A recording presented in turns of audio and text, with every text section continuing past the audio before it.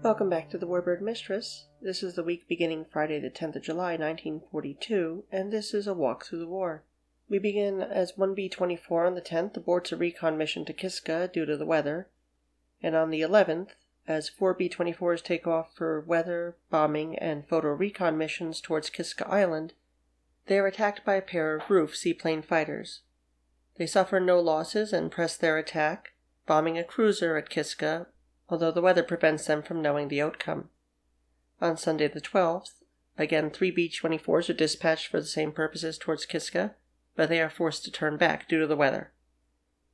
And finally on Wednesday the 15th, 3 of them are also turned back from their bombing mission on Kiska. Moving south to the zone of the interior and the Caribbean with the 1st, 4th, and 6th Air Forces.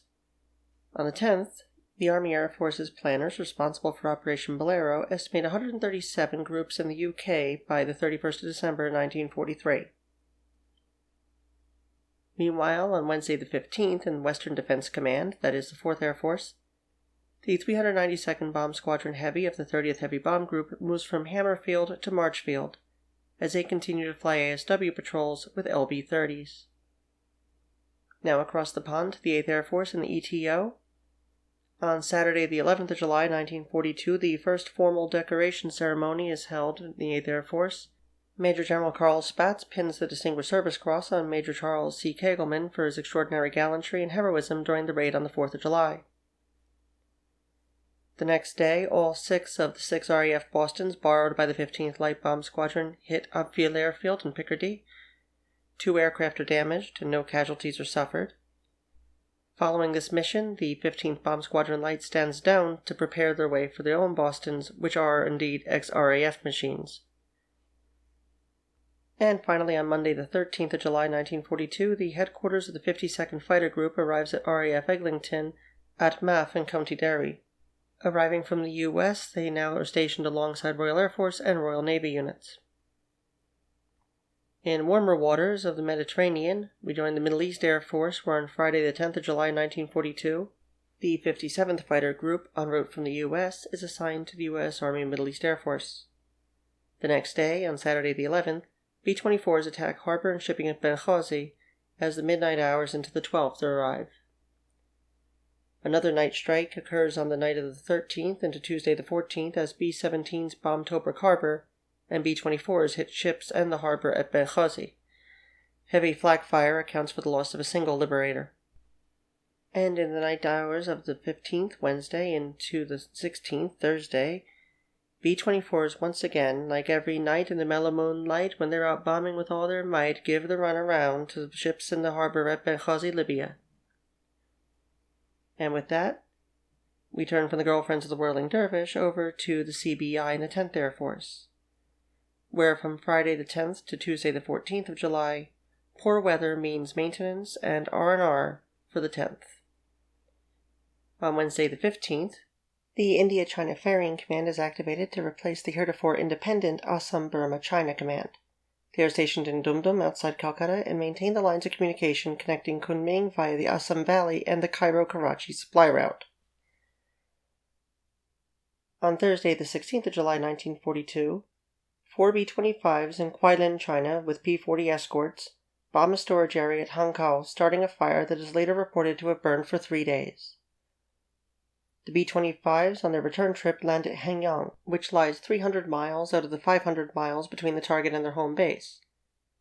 The idea is to refuel, however, while they are landing they are jumped by Japanese aircraft and have to take off immediately. As the bombers flee and hope to make it to Kuilin with their remaining fuel, the escorts and Oscars fight a low-altitude dogfight of the kind they have been avoiding since arriving in territory. Amidst the confusion, a P-40 pilot mistakes a B-25 for a Japanese bomber and shoots it down. This is the first bomber loss since the Chinese Air Task Force began operations in China. Luckily, the crew was saved. And finally, we look at the Pacific Ocean area with the 7th Air Force and Southwest Pacific area with the 5th Air Force.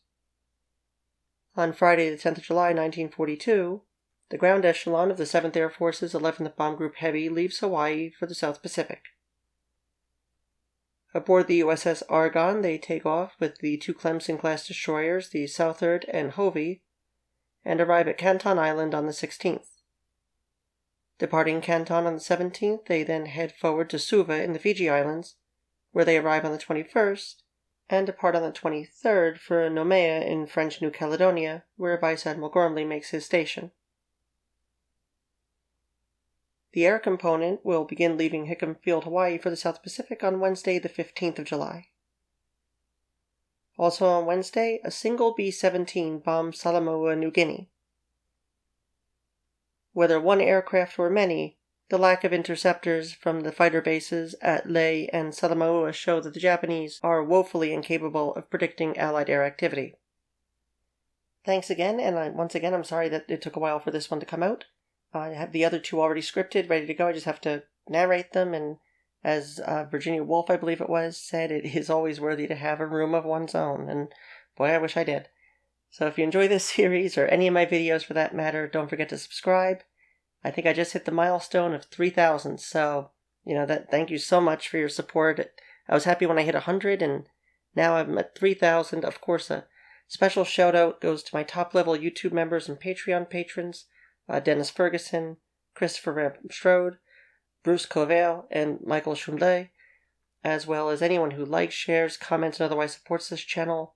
Remember that you can support us by as little as $1 a month by joining the channel on YouTube, or even $3 a month at Patreon, and of course it goes up from there, but every single penny counts, and it's all of course reinvested right into the channel. So, until next time, this is Claire, and I am the Warbird Mistress.